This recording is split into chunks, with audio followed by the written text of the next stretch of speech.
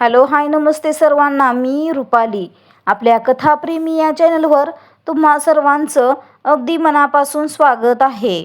ज्यांनी कुणी पाठीमागचे भाग वाचले नसतील त्यांनी पटापट जाऊन आपल्या प्लेलिस्टमध्ये वाचा. तर चला कथेला सुरुवात करूया. कथेचं नाव आहे डेंजरस इश्क भाग 42. जुनून नशेमध्ये. आरवीने जसे जुनूनला रूममध्ये आणले त्याने लगेच आपल्या कॅबिनेटमधून एक गोळी काढली आणि ती पाण्यात विरघळवून जुनून जवळ आला. जुनूनने त्या ग्लासकडे पाहिले आणि रागाने म्हणाली, माझं तुम्हाला किस करायचं मन होते आणि तुम्ही मला पाणी पाजण्याचा प्रयत्न करत आहात मिस्टर गँगस्टर. हे काय चाललंय? तुम्ही एरवी तर खूप सांगता की तुमचं माझ्यावर प्रेम आहे आणि जेव्हा मी तुमच्यावर प्रेम करू इच्छिते तेव्हा तुम्ही मला असं बांधून ठेवलंय.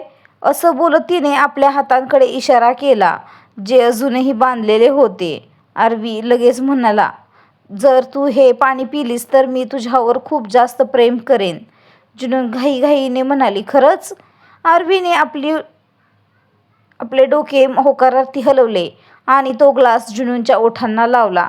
जुनूनने लगेच ते सर्व पाणी पिऊन घेतले आणि पुढच्या क्षणी ती आरवीला म्हणाली, आता करा माझ्यावर खूप जास्त प्रेम.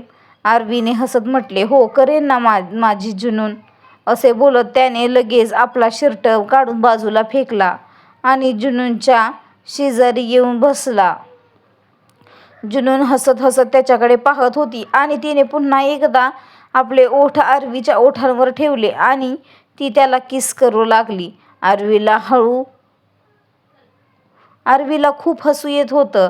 जुनूनच्या या स्थितीवर त्याला राग तर येत होता, पण तिच्या त्या मऊ आणि नाजूक चुंबनावर त्याला हसू येत होतं, कारण एवढ्या वेळेस किस करूनही जुनूनला अजूनही नीट किस करता येत नव्हते. आरवीला किस करत असतानाच जुनूनचे डोळे बंद होऊ लागले आणि पाहता पाहता ती त्याला किस करता करता झोपी गेली. आरवीने अत्यंत प्रेमाने आपले प्रेम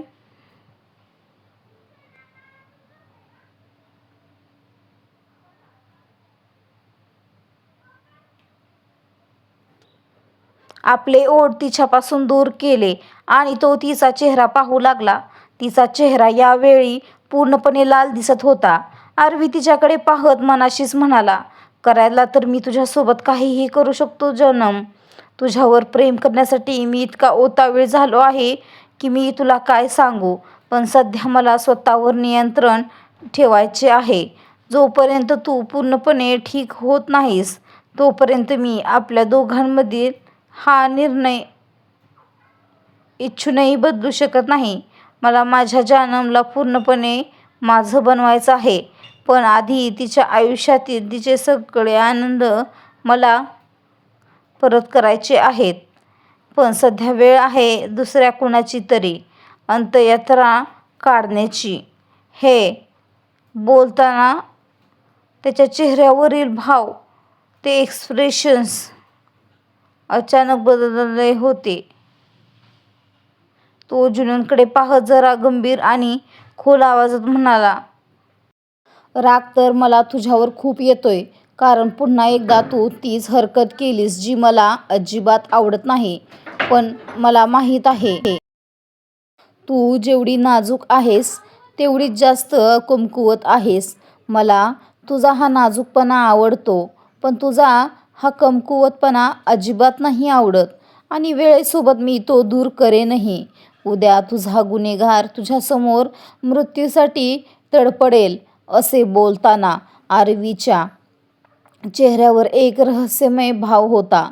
तो लगेच आपल्या जागेवरून उठला आणि सर्वात आधी त्याने जुनूनचे कपडे बदलले. तिने शांतपणे झोपावे म्हणून त्याने तिला एक शर्ट आणि लोअर घालून दिले जेणेकरून ती रात्रभर आरामात राहू शकेल. तसेही आरवीने तिला जे औषध दिले होते त्यात झोपेचेही औषध होते, त्यामुळे ती रात्रभर जागी होणार नव्हती. तिचे कपडे बदलल्यानंतर आरवीने स्वतःचा शर्ट घातला आणि तो लगेच त्या रूममधून बाहेर निघून गेला. दुसऱ्या बाजूला क्षितिज यावेळी गाडी चालवत होता. लावण्या त्याच्यासोबतच होती, पण तो लावण्याकडे पाहतही नव्हता. लावण्या त्याची मनधरणी करत म्हणाली, आय एम सो सॉरी क्षितिज. मला मला माहीत नव्हतं की माझ्या जुनूनपर्यंत पोहोचण्याआधीच आरवी तिथे पोहोचेल आणि तिला आपल्यासोबत घेऊन जाईल. मी तुला प्रॉमिस करते की खूप लवकर मी त्या मुलीला तुझ्याकडे घेऊन येईन.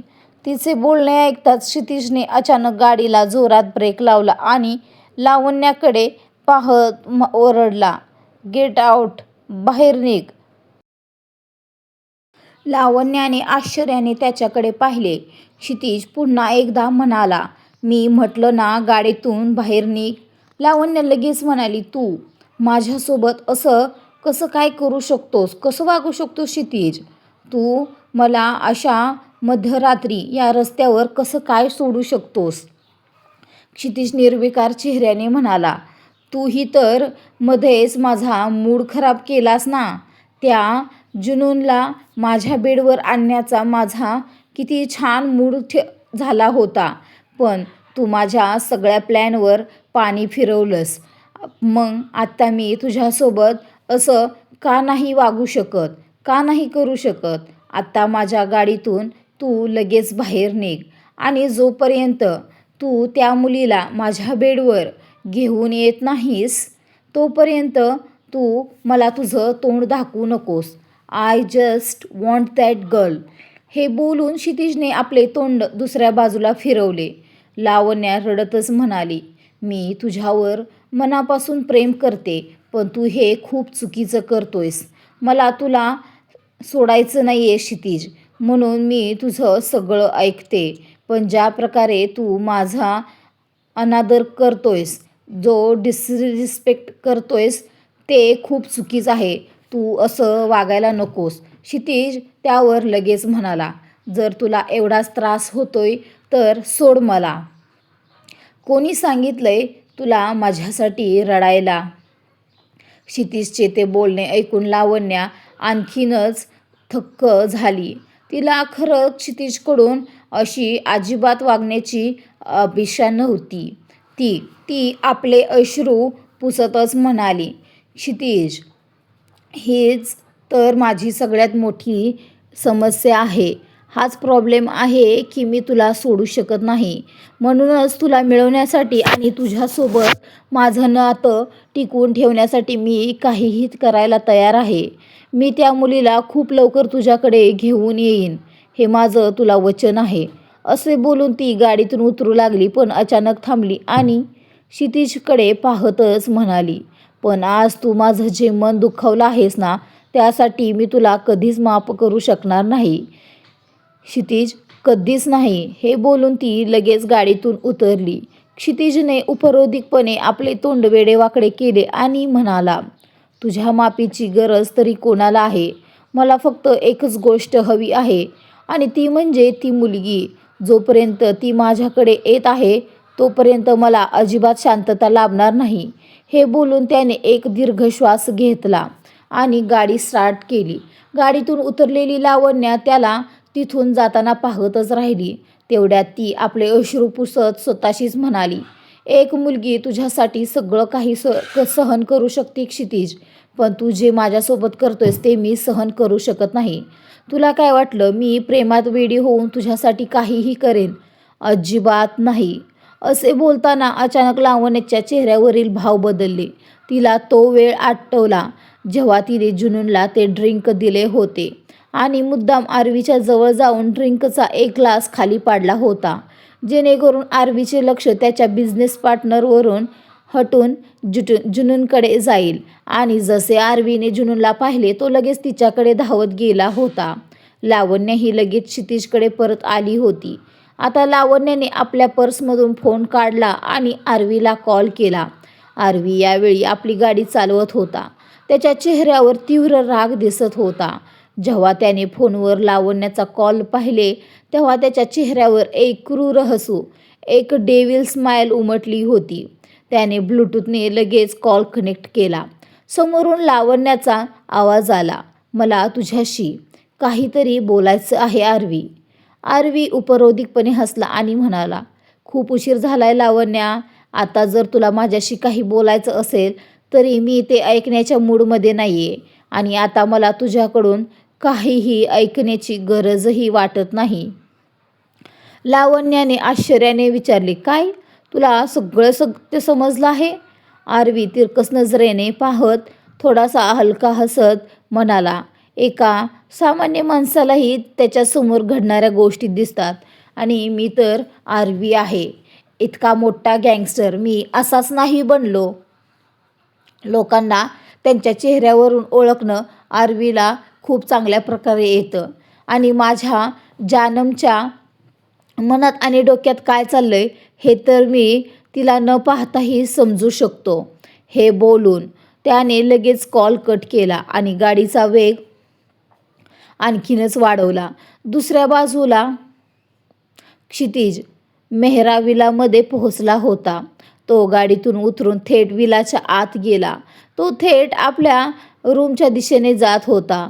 रूममध्ये येताच त्याच्या चेहऱ्यावर आश्चर्याचे भाव आले, कारण त्याच्या रूममधील लाईट्स बंद होत्या. तर तो कधीच रूमच्या लाईट्स बंद ठेवत नसायचा. त्याने लगेच लाईट ऑन केली आणि बेडच्या दिशेने पाऊल टाकले.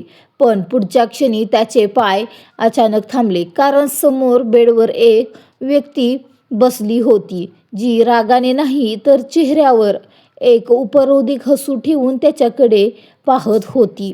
आणि ती व्यक्ती दुसरी कोणी नसून स्वतः आरवी होता. आरवीला आपल्यासमोर पाहून क्षितिजचे मात्र होशच उडाले होते.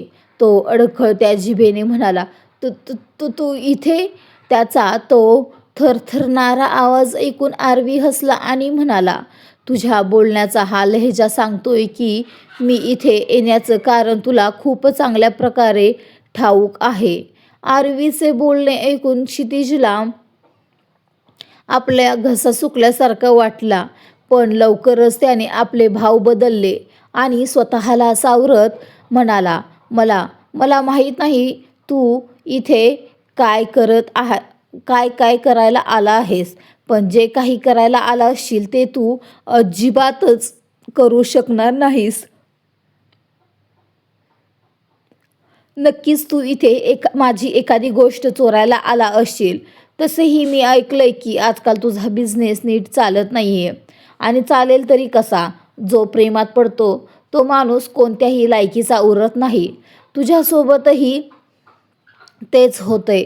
आरवी क्रूरपणे हसला आणि म्हणाला, कोणाचा बिझनेस टॉपवर आहे आणि कोणाचा नाही हे तुलाही खूप चांगल्या प्रकारे माहीत आहे क्षितिज. पण सध्या मी इथे बिझनेसची गोष्ट करायला आलेलोच नाही आहे. हे बोलत त्याने क्षितिजच्या खांद्यावर आपला हात ठेवला आणि तो दाबण्यास सुरुवात केली. क्षितिज आपल्या खांद्यावरून त्याचा हात हटवण्याचा वायफळ प्रयत्न करू लागला होता, पण त्याचा काहीच फायदा झाला नाही. त्यावर तो लगेच म्हणाला, तू निघून जा इथून. मला सध्या तुझ्याशी कोणतीही गोष्ट बोलायची नाही आहे, करायची नाही आहे, ना बिझनेसची ना कशाची. असे बोलून तो बेडच्या दिशेने जाऊ लागला आणि पुढच्या क्षणी त्याची वेदनेने मोठी किंकाळी निघाली, कारण आरवीने थेट त्याच्या पायावर गोळी झाडली होती. गोळी लागल्यानंतर क्षितिज जोरात ओरडत होता. तो ओरडतच आपल्या गार्ड्सना आणि स्टाफला बोलवण्याचा प्रयत्न करत होता, पण त्याच्या सतत ओरडण्यानंतरही रूममध्ये मात्र कोणीच आले नाही. त्यावर तो थक्कच झाला. Continue reading. कशी वाटते कथा मला कमेंटमध्ये सांगा. तुमचा रिस्पॉन्स खूपच कमी आला आहे. आपण ह्याचं एकच पर्व अपलोड करणार आहोत. सेकंड पर्व, दुसरं पर्व आहे, दुसरा सीझन आहे, तो आपण चालू करणार नाही. जर चांगला रिस्पॉन्स तुम्ही देतच नाही आहे, व्ह्यूज नाही आहेत, तर मग कशाला कथा वाढवायला. जुनून आणि आरवीची कहाणी संपली की आपण तिथेच कहाणी बंद करणार आहोत लवकरच. धन्यवाद. भेटू लवकर एका नवीन भागासह. तोपर्यंत बाय.